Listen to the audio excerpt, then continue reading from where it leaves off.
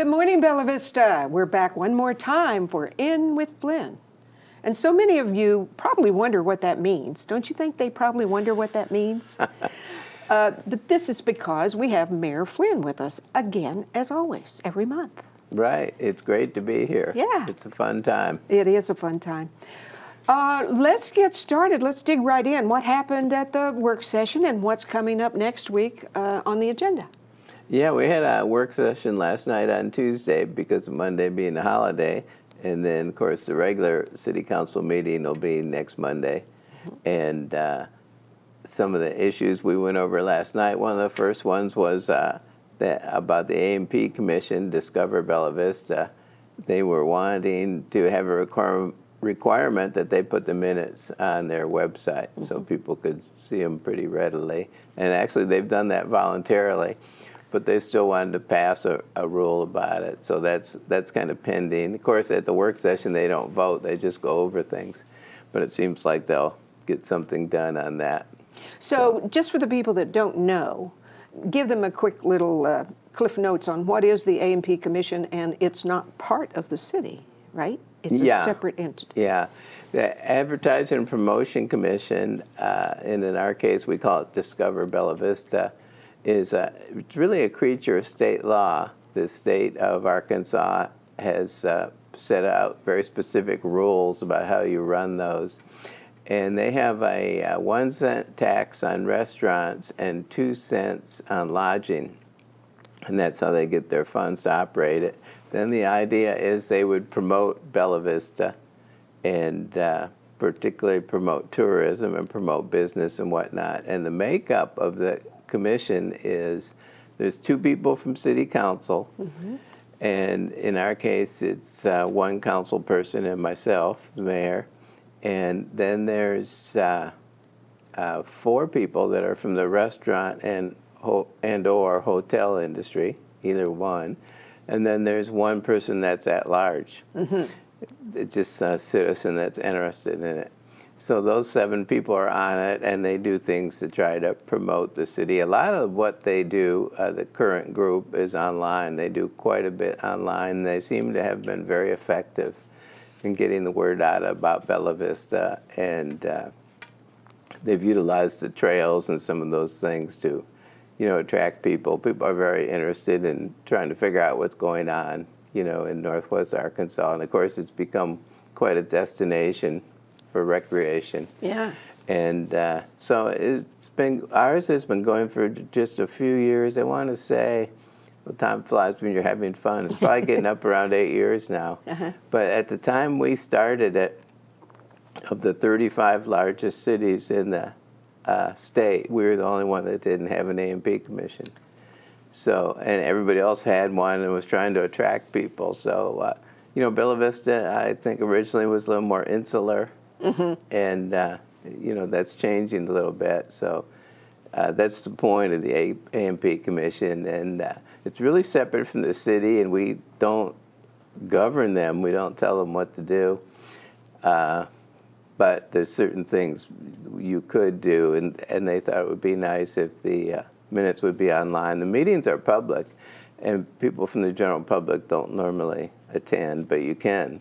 It's one of those things where, there's a lot of little subgroups the city has, different little advisory groups and whatnot, and many of them the public can attend, but they usually don't. Yes. So, yes. Do they do Zoom? Can you call in? Yeah, they do have a Zoom function. Okay. Yeah. Okay. So, and I think they meet quarterly, right? They don't meet every month? Yeah, that's correct. At the BV Bar and Grill boardroom, I believe. Yeah. Okay. Yeah. All right, good. All right, time to buy more vehicles? What's up with that? Yeah, we were buying a Chevy Silverado pickup for the planning department, and what they do. They go out to the sites a lot because of working on checking the grading, erosion control, and these are all things that happen prior to building. And the building sites, checking out the building sites. So those folks are out in the field a lot, and they kind of share pickup trucks, and we they've been so busy. We felt and later on in the program we'll talk about a presentation Taylor Robertson gave about what they did in the last year. It's just mind-boggling. It's so yes. much. People were very impressed. But anyway, they've become busier and busier, like the building department. And so that's the point of getting this pickup truck. So when they go out to the site, they can utilize that. So because the one vehicle is probably busy all the time, and you need another one to have for spare. Just certain people are out practically constantly, so Yeah. it's hard to share them around because of that. So. And all the vehicles, I believe, tell me if I'm wrong, that the city owns are maintained by, we have our own maintenance group, don't we, that we takes have care of that? our own in-house mechanics, and they're housed over there with the street department. And man, that has been tremendously helpful. Yeah. They really do a good job. And, Make those things run a yeah. long time. Yeah, so. That's right. Okay, I've been hearing a lot about this. Is it new or is it revitalized, this Public Safety Committee? Tell me about that. Yeah, that was something that we had from when we first became a city, and the last few years it really had become dormant, and people expressed an interest in getting it going again. So we put out notices, for people to apply, and we were gratified and shocked at the interest level. There's 5 places on the committee, and there's 43 people applied. So I was just quite stunned. And a lot of them, had relevant backgrounds having to do with police and fire and that sort of thing. And we ended up, I guess I can name the people, we ended up choosing Eric Fatkin, Roberto Saez, Beth Shaw, Billy Wenzel, and Kevin Adelson. Oh, I know Kevin. 5 people. Yeah. Tell us a little bit about their backgrounds. What made you choose those people or nominate those people? Well, they varied a bit, but Billy Wenzel had a very strong background on the fire side. Okay. He was very high up in the Wichita Fire Department. And Kevin Adelson had worked on the police side of things back in Kansas City. Roberto Saez is an MD and works on things having to do with public safety. And I don't remember everything about the other backgrounds. The police chief and fire chief really had a lot of input into who we chose. Good. So, and I should say those 5 people are on the committee. And the police and fire chief are ad hoc members. Okay. So the 7 of them meet, and the idea is that they'd come up with things, to enhance things for the police and fire department. So it's an advisory committee. Yeah, advisory type committee. Okay. But it's just really gratifying every time we have a committee, how interested the people are in being on it, and it gives you a good feeling about the citizens. Because it's volunteer work, basically, but they really like being involved. And I should mention several of the people on the committee I know had a background from the Citizens Police Academy. Yes. We've cranked out quite a few graduates of that now because we've been having that once or twice a year. And a lot of times they become very interested because of that. The reception for that program is just amazing. I mean, people just really, everyone who does it seems to have a very positive feeling about it. Yes, So. yes. We, by now we should have everybody in Bella Vista trained, don't you think? Not quite. But I know, we're working on but it really is a good program. It's Yeah. very enjoyable, and it helps you understand so much more than what you would as an average citizen. Yeah. Okay, what else is happening? Well, on the Planning Commission, we added a couple new people. Actually, they were people who are returning, have been on the Planning Commission, and I've been real happy with the Planning Commission. That of all the different groups we have, arguably that's the most important because it's legal. It's a legal thing, and they, a lot of the projects and whatnot come to them, as you know, before they even come to the city. So. And we've had really good loyalty about people who are on it. A lot of times people get busy and say, oh, I have to resign or I have to do this or that. And if you think about it, our planning commission people have really stuck with it, and we've had a lot of good consistency in that group. So, You know, that particular group, and I say this often, but I really want people to understand that it's not about what the members of the Planning Commission want and how they feel personally. There is a checklist that goes exactly by the rules and the laws and the regulations and the ordinances.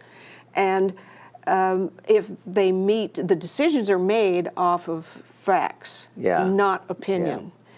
And sometimes that's kind of hard. yeah, because a lot of times people feel sympathetic maybe to an applicant, but like you say, it has to meet these requirements or you can't rule in their favor. And a So, lot of times too, what I've discovered by watching that is that if consistently something keeps coming up, the other part of what the Planning Commission appears to do is to recommend, wow, here's something we might want to change or make, because we're getting all of these same sort of things that are coming up. And maybe we need to look at the ordinance. yeah. So that Yeah, helps it's too. been very helpful that way.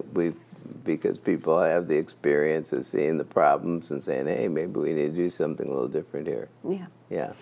All right, you got another active board. What's that? Yeah, the Active Transportation Advisory Board, and we had Kenny Williams, who's with Pedal It Forward. He's a director of Pedal It Forward, and he's re-upping again. Then we had Abby Seidel, and Isaac Merriman is a student.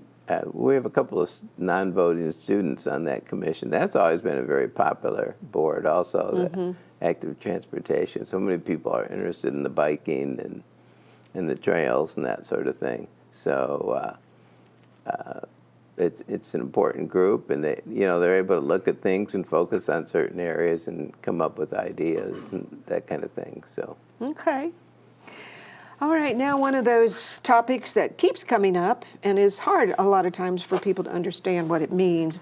Can we talk a little bit about the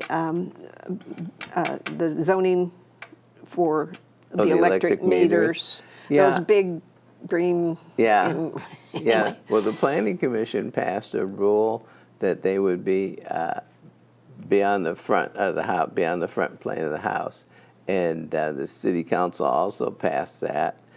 And some builders didn't well, one thing we did before it was passed, we checked with the power company, Carroll Electric, and they were fine with it. And so that was passed, and some of the builders weren't particularly happy with it. And then there was a question of grandfathering and what constitutes an electric meter. So I just had it on the agenda to explain to council where it stood, because some of them had raised it as an issue. And there is an appeal, and it's going before the Board of Zoning Adjustment. And so they will be hearing it in March. And because there's no sense doing anything about it, from the council's point of view, the question isn't really ripe. That's a term we used to use in legal, because you need to wait and see what the Board of Zoning Adjustment thinks. Well, you may not have a problem that you have to fix. Right. So, but it's a little bit of a complicated situation. The power company came up with this new idea where they have these posts that stick up that maybe aren't the most attractive, and it's Not yard art, for sure. Instead of having the meter on the home like they used to in the old days, they would be on this post. And I've noticed they like to put a post between two houses and serve them both from that. And so when the power company said, oh, that's fine, we'll put them behind the front plane, one of the problems with that was, from the builder's point of view, is they're happy to run the line to the house, but they want to charge the builder to pay for it. Yeah. So the builders are like, oh, there's just no, another never mind. expense. Yeah, you know? exactly. So it's one of those things, but I think it'll get straightened out one way or the other. And but mostly I had it on the agenda just to make sure everybody on council, I knew a couple of them knew, but everybody on council knew where it stood. And then the general public can hear that also. Okay, right? well, let's take a quick break. and we'll come back and say what else is happening. Okay, great.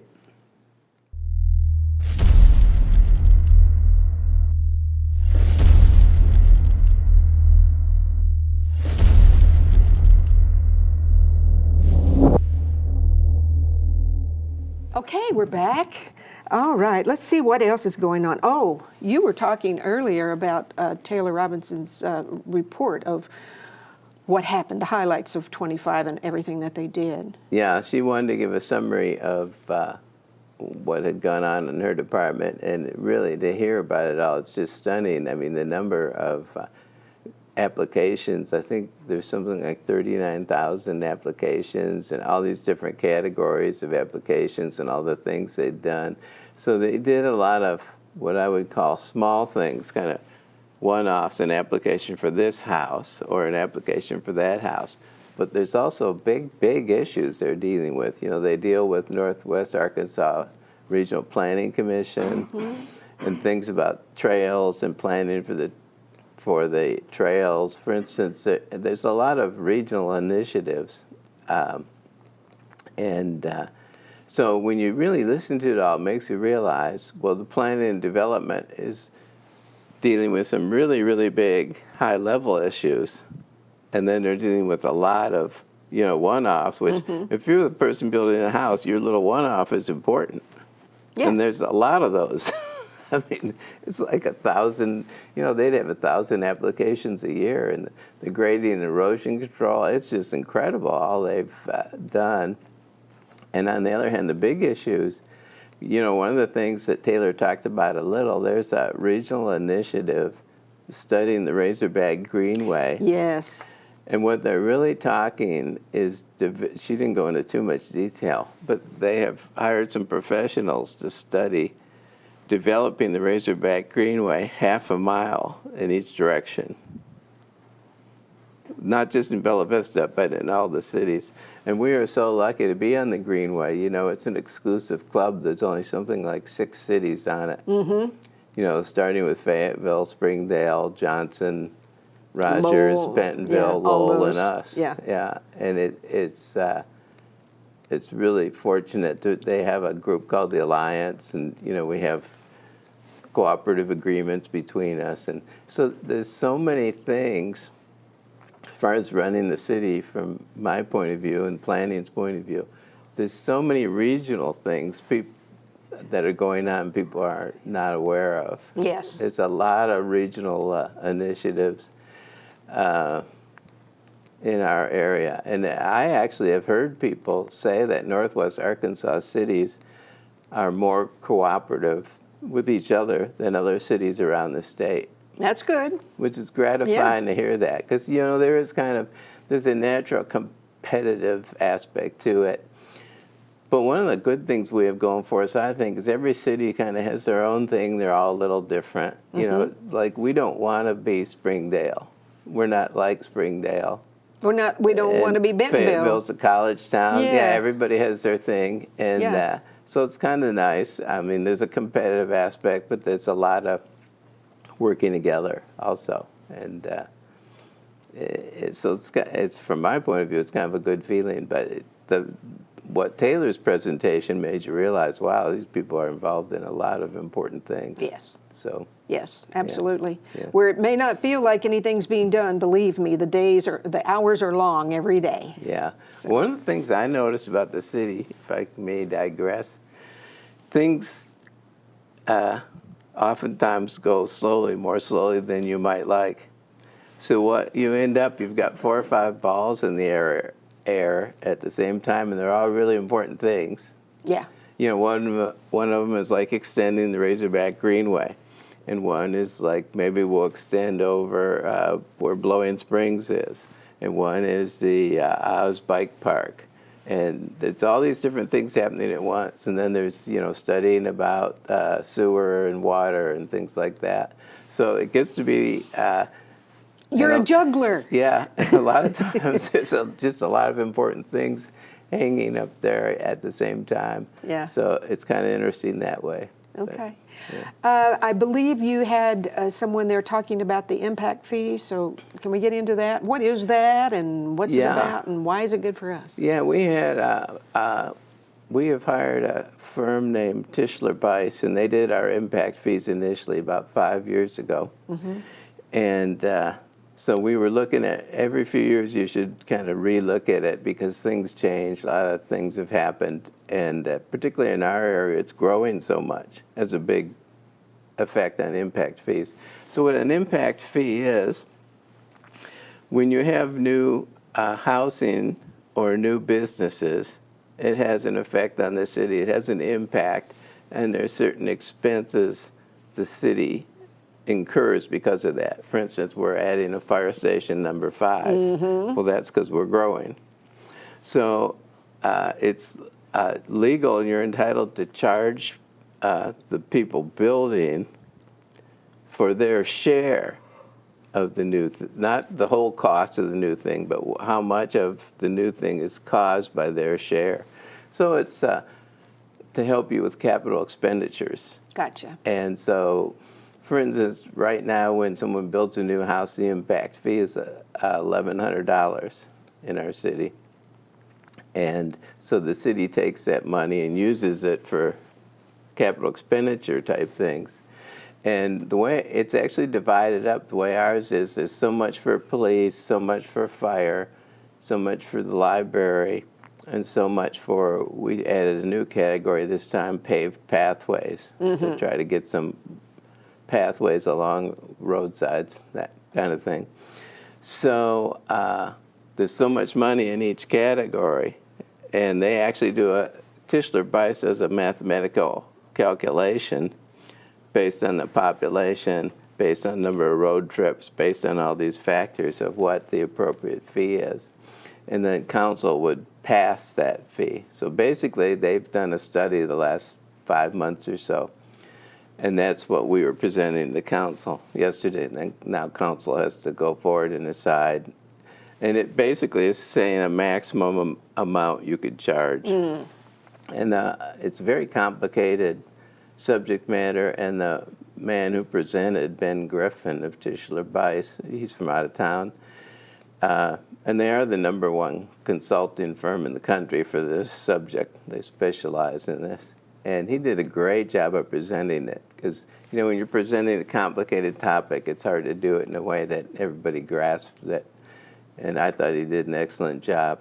So we're looking at that, and it's a matter of raising the impact fees. And, you know, he put in a comparison of what all the other cities around us charge. And because you don't want to do anything that's too much of a burden, and you don't want to do anything that's unfair, certainly. Yeah, I think it's very important to be fair to the builders and people who are helping us grow, helping us move forward. So did I hear you say that that money is only spent in certain categories? Yeah, and you have so much for each category. What we've done so far with what we did 5 years ago, it generated $2.4 million. So that's how much we got in the last four years or so, 4 or 5 years. And so this would be increasing those fees somewhat, and you know, it's up to council to decide how they want to sort that out. But you can't go over a certain amount. Tischler Bice does a study and says, hey, this is the amount it could be. Yes. But it has really helped us with the police and fire, you know, helps us to buy equipment and build fire stations and things like that. So. Okay. All right, and then the big thing coming up in March is the bond is closing, is that right? Yeah, it's going to close it's scheduled to close on March 17. It looks like we're on track to do that. And, you know, we had a special meeting, I believe it was February 3rd, where City Council approved the final documents and whatnot. Yes. So. And I noticed in the newspaper it was like many pages. Oh, yeah, they have to advertise, which the newspaper loves. You have to put ads in the newspaper reciting it. I think it'd be hard for people to read all that and digest it, to be honest. That's why I went around giving people speech That, they said, Oh. oh, after I heard you talk about it, that's before they voted. Yeah. So, oh, after I heard you talk about it, it made more sense. Try Absolutely. to put it in terms that make sense to people. But anyway, what's happening with the bond is in March, we're taking down around 25 million. And we held, because when you take it down, you've got to build it in 3 years. And we held back a little bit, about 5 million, which is for the new fire station and for the new pumper truck, because the